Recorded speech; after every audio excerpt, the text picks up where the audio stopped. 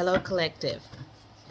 I was led to do a quick reading for the collective for the energy starting May 15th, which puts us in the middle of the month. So I'm just going to pull a card from various decks just to see what the energy is. And I shuffled them already, but I might do a quick little shuffle before picking up each one. So I want you guys to be aware that the second half of the month brings us a new energy in. And with that, for some, change is not easy, it's not good, doesn't feel pleasant. So you might have to ride that wave. For others, it is change, and it is change that you've been waiting on. That's like a new job, new relationship, new home, something that you've been looking forward to. That change is coming. But with it comes other things that must be done. For instance, if you're getting a new home, you have to pack. So there still might be a little bit of resistance with things that must be done in order to receive the change. Okay? So that energy is coming May 15th through May 30th, right? And if you find this later, this energy may resonate with you if you're in a season of change, okay? So let's start with my favorite, the playing cards. Let's pull the energy for you guys. Okay, this is the Eight of Spades. Now, spades, in one sense, this card is definitely indicating the money manifestation. There's change, there's action, there's movement in your money.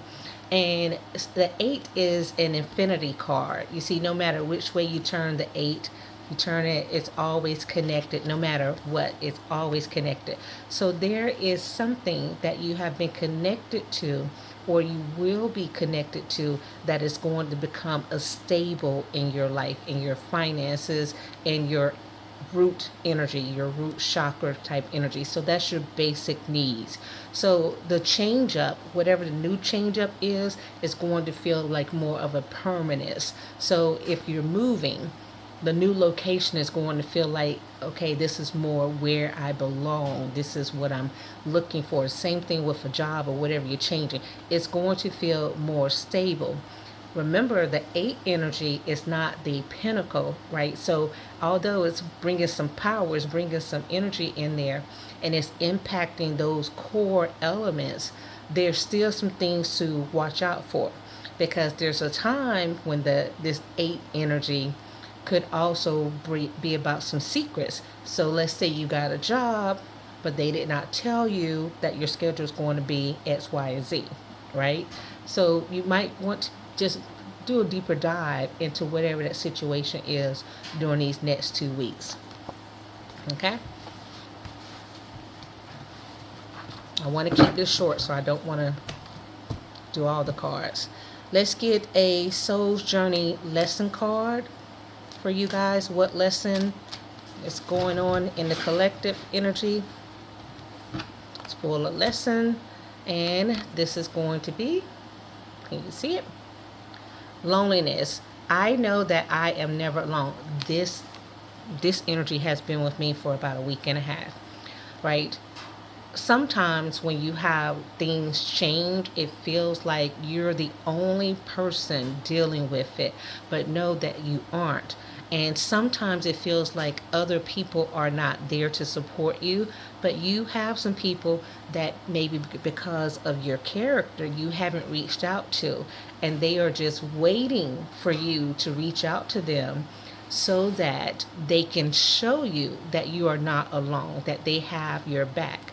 So I would challenge you to reach out to others. And if you feel like you're so far away from them, especially if you move out of the country, reach out to your spirit team so that you can feel a sense of belonging wherever you are. Okay?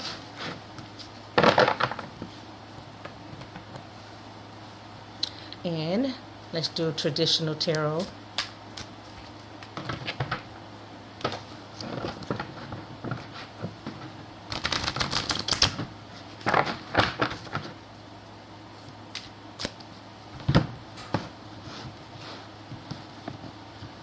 Now I can see these cards whether they're upside down or not, but I'm not taking the upside down energy because all cards carry both sides of the energy. All cards have the duality. Something that seems favorable on one side always has another side that's not so favorable, right? And in this case, you have the Nine of Cups. And beautiful card, right? Look at this. Your cup is being filled up, but it's not overflowing, right? And I made a message about someone pouring into your cup. So the cups are not empty. They are there. They are ready to be received more, but they're not overflowing in abundance. So perhaps you're going to be looking at the next 2 weeks as you need more abundance. You need more to fill your cup up. And abundance is not just wealth. Remember, abundance can be emotional fulfillment, right? Spiritual fulfillment. There's other forms of abundance. But you feel like you're getting close to receiving that you were seeking, but not exactly where you need to be, right? And I would take some time these next 2 weeks and meditate and journal and go within to find out what is missing, because the Ten of Cup says you have absolute everything, right? So let's just go within and find that item that would make your 9 a 10. Now, the other part of the Nine of Cups is sometimes you have to let some things go emotionally, emotional baggage, and that could be your way of thinking regarding something.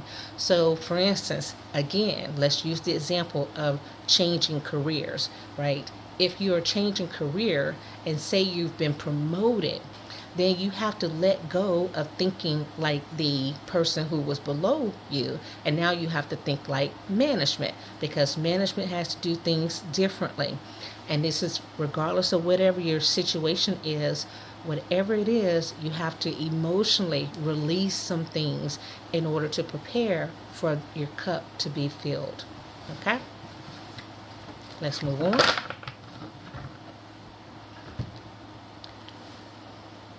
Now we're going to do the numerology guidance card energy.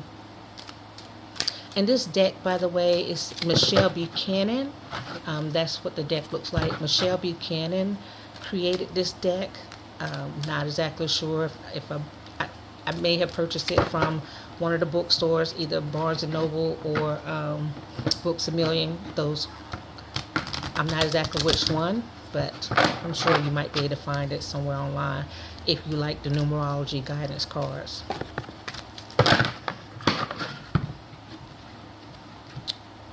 Okay, so let's give you a card here. What kind of number energy do we have coming up? And this is 10, karmic completion. So remember when I was talking about here needing one more? 10 is completion, right? So that means whatever lesson, and it says karmic completion because karmic is associated with a lesson that you're learning, not necessarily something completely bad, but it feels a little difficult, right? It feels a little bit like I got to work at it. So you've completed a karmic cycle, and part of that completion might mean you are now moving on to the next level, right? When you complete a cycle, you go start something new. It's time to celebrate that completion. Celebrate the win. Don't gloss over it. Take a moment to soak it in. Journal about it to find out what you did. If you're doing the scribe manifestation, look into what you wrote down. Did something you wrote down before finally manifest itself into reality? Document that energy, right? And always, always be grateful for it.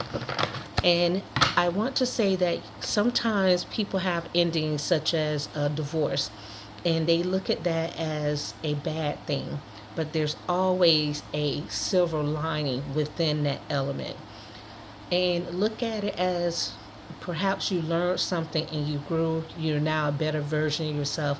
Hopefully your most authentic version of yourself since that situation transpired. Okay? We're almost done here. 2 more cards to go through. This time we're going to look at the African American Tarot, which is definitely not like the traditional ones here, but it's a cute deck. It has various energy. I love the fact that you can't tell if the cards are upside or down or not. Okay, so the energy for you. Ooh, and this is actually the Queen. What I like about this Queen is that this is the Queen of Wands. And see, she has this snake wrapped around her staff. And in a lot of other cultures, the snake is actually a symbol of power. And it is a symbol of protection, and it is a symbol of change, shedding your skin, and then transforming into something else. And look at the size of this snake, right? This snake is actually a large snake and is in the position of attack. And she also has that black cat there. She's on the lookout for anything that's coming towards her. She's ready to be able to defend it. So her intuition is keen. Her ability to heal is keen, but it's because the snake is also a symbol of healing, and her ability to divine. But there's action. She has taken action through her life, and now she's able to use the different knowledge that she obtained and transmute it into wisdom, action, the application of it. And that might be your season now, which is pretty good, right? The last card that we're going to get is the Moonology card. See what secret moon energy is available for us. And again, this is specifically for the next 2 weeks. Although that Queen is suggesting that it is going to be for a much longer period as far as the wisdom aspect of it, because it did take her a longer period of time to acquire all of that knowledge, and then another period of time to put it into action. So here we go for our last card. Make sure there's only one card. Okay. Our last card here, this is the moon energy, and this says, don't let pride get in your way. This is the full moon in Leo. We do have a new moon coming up, not a full moon, and so I want to make sure you, if you are following me, following the Freisen way, and you're preparing for your full moon ceremony, make sure you release that prideful energy that you may be carrying around. That goes back to reaching out for support from others, allowing people to pour into you, allowing people to share their resources with you, and not being so stubborn, okay?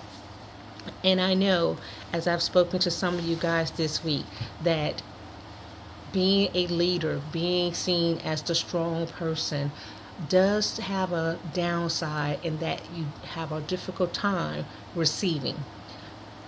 You need to let someone help you receive over the next 2 weeks, okay?